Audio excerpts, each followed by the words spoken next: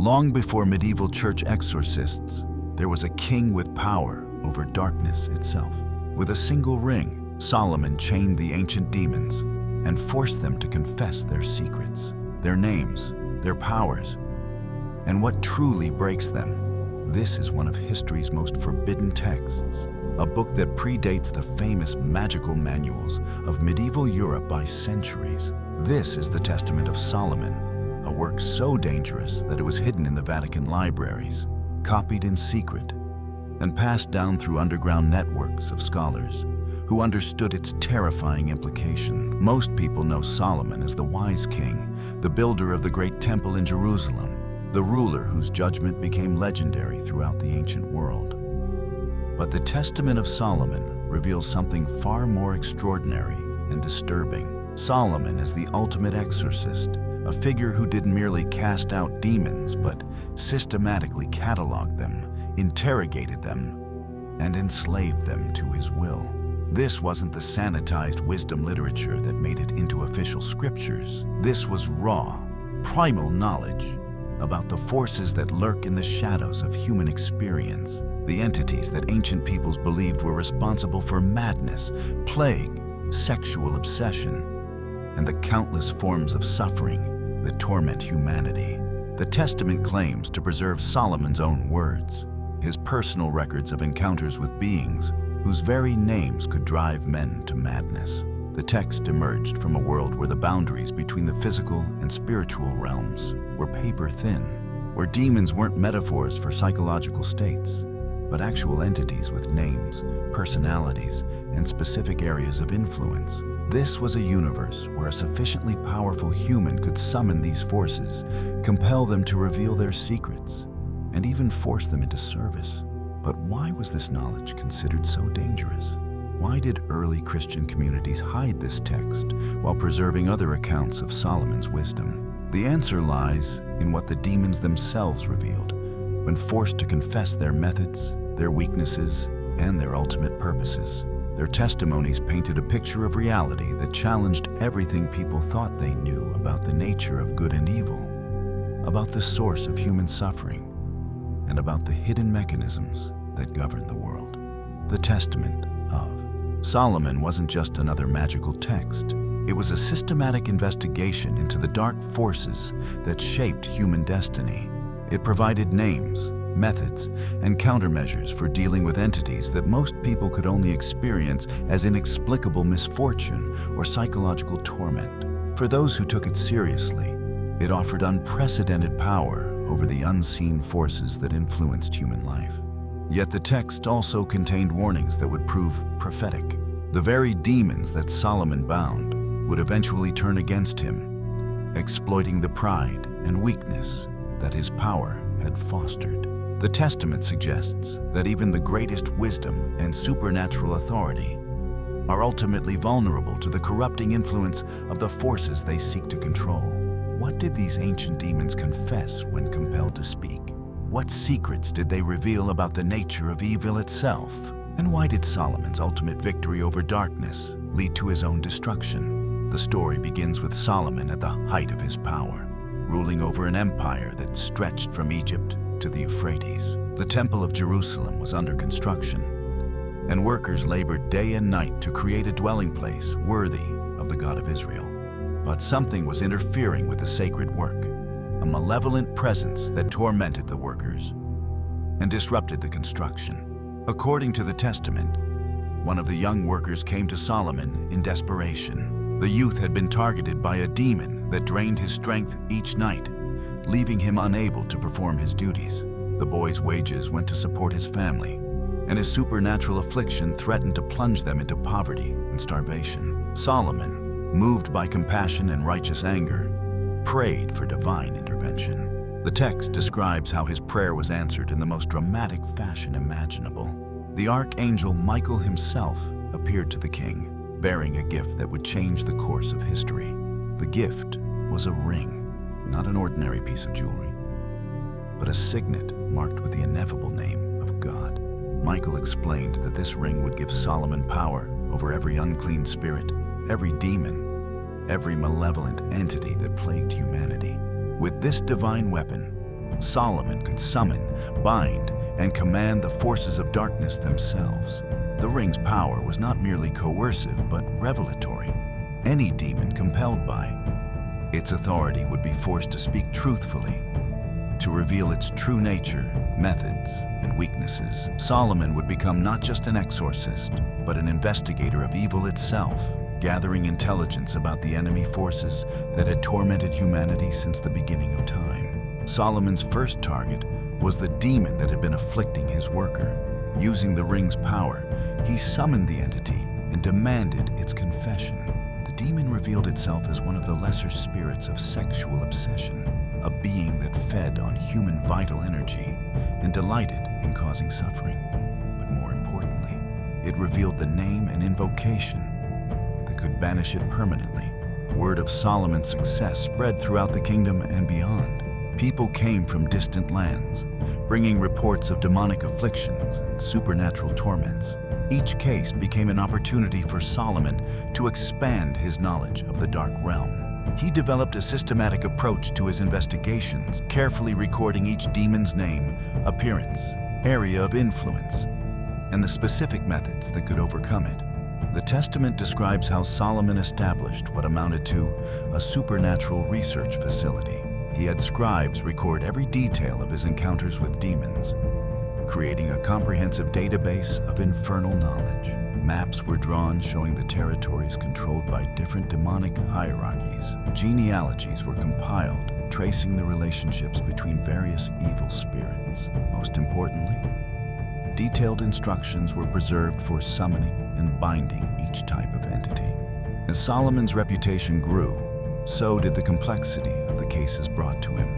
He encountered demons that caused specific diseases, spirits that haunted particular locations, and entities that specialized in corrupting human institutions. Each encounter added new layers to his understanding of how evil operated in the world. The king discovered that the demonic realm was highly organized, with strict hierarchies and specialized functions. Some demons focused on individual human weaknesses, while others worked to corrupt entire societies. Some operated through natural phenomena like storms and plagues, while others worked through psychological manipulation and spiritual deception. Solomon's interrogations revealed that demons were not simply chaotic forces of destruction, but had specific purposes and limitation. They operated according to rules, had natural enemies, and could be defeated by those who understood their nature. This knowledge gave Solomon unprecedented power over the forces that had previously seemed invincible. But the Testament also describes how Solomon's success began to change him. The constant exposure to demonic knowledge, the intoxicating sense of power over supernatural forces, and the reverence he received from those he helped all contributed to a growing sense of pride and invincibility. He began to see himself not merely as God's servant, but as a cosmic authority in his own right. The demons Solomon bound were not destroyed, but enslaved.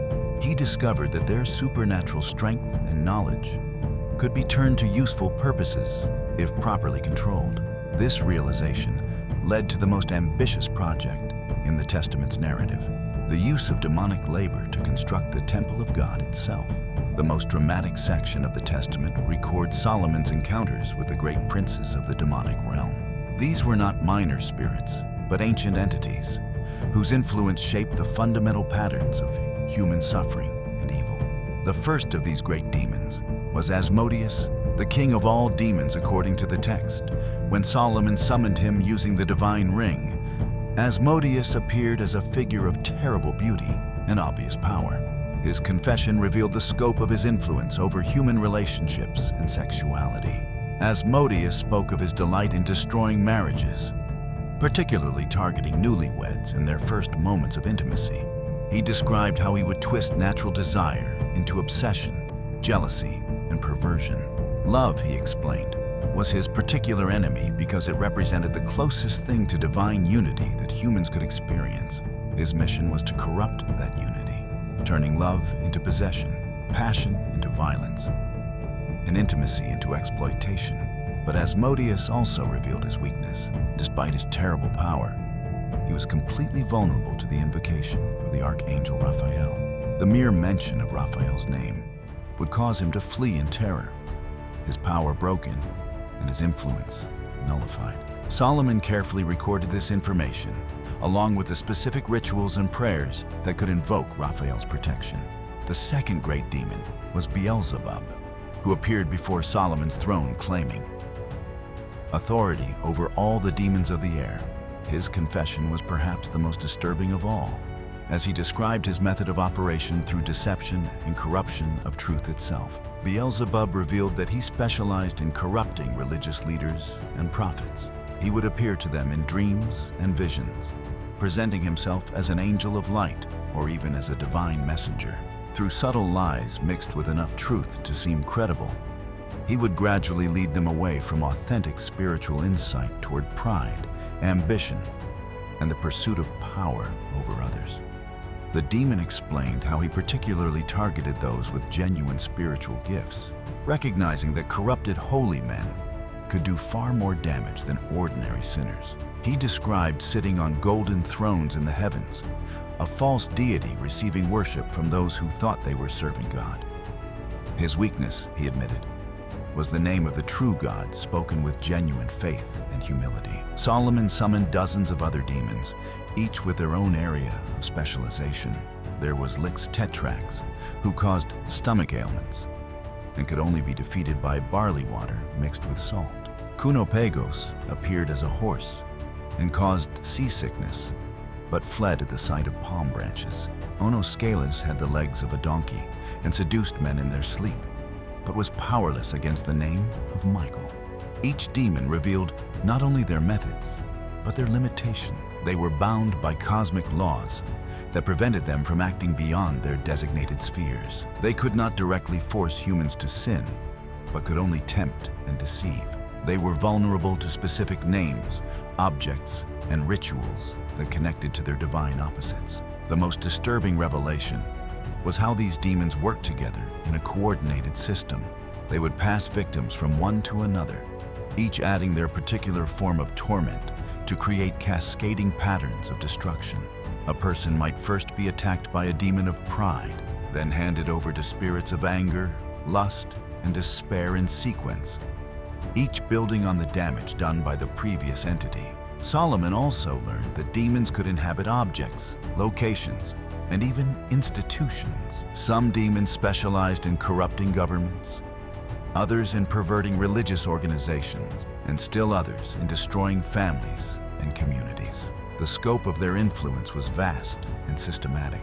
Perhaps most shocking was the revelation that demons could sometimes be found in places of worship, disguised as angels or spiritual guides. They would encourage excessive religious practices, false mystical experiences, and the kind of spiritual pride that made people vulnerable to deeper deceptions. Armed with this knowledge, Solomon commanded the demons to undertake the construction of the temple. The text describes how these supernatural beings, despite their evil nature, were forced to use their strength and knowledge in service of the divine. They cut stones with supernatural precision, transported massive blocks across impossible distances, and crafted decorations of unimaginable beauty. The irony was not lost on Solomon or his chroniclers. The very forces that sought to destroy God's relationship with humanity were being compelled to construct his earthly dwelling place. The demons worked with obvious reluctance and constant complaints, but the power of the divine ring made disobedience impossible. As the temple neared completion, Solomon's power over the demonic realm seemed absolute. He had cataloged their weaknesses, enslaved their princes, and turned their strength to holy purposes. No form of evil seemed beyond his ability to understand and control. The king had become, in effect, the ultimate exorcist and spiritual warrior. But the testament of Solomon does not end in triumph. The text's final sections describe how Solomon's very success became the source of his downfall. The constant exposure to demonic knowledge, the intoxicating sense of power over supernatural forces, and the pride that came from his unprecedented achievements all contributed to a gradual spiritual corruption. Solomon began to dabble in the very practices he had supposedly mastered. He started consulting demons for advice rather than simply binding them. He became fascinated with their knowledge of hidden things, their ability to influence human events, and their insights into the future. The line between controlling evil and being corrupted by it became increasingly blurred. The turning point came when Solomon encountered a particularly beautiful female demon who convinced him that his power made him above ordinary moral restrictions. She encouraged him to take foreign wives, to experiment with their religious practices, and to build temples to their gods. Each compromise led to greater spiritual weakness, and each act of disobedience reduced the power of the divine ring. The demons Solomon had bound began to sense his growing weakness. They started to resist his commands, to provide false information, and to work actively against his purposes. The very entities he had enslaved became his enemies, exploiting every moment of doubt or pride to reassert their influence. The Testament describes how Solomon's kingdom began to crumble as his spiritual authority weakened. The demons he had bound were gradually released from their constraints, and they immediately began working to destroy everything he had built. Political enemies arose, natural disasters struck, and the kingdom that had seemed so secure began to fragment. Solomon's personal life also deteriorated. His foreign wives introduced him to practices that further separated him from the divine source of his power.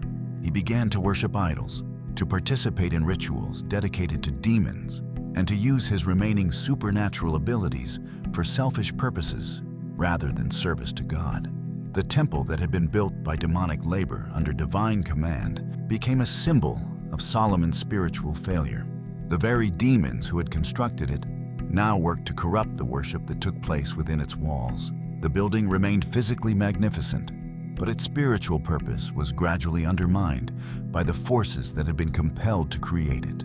The Testament ends with Solomon as a broken man, his power gone, his kingdom divided, and his relationship with God destroyed.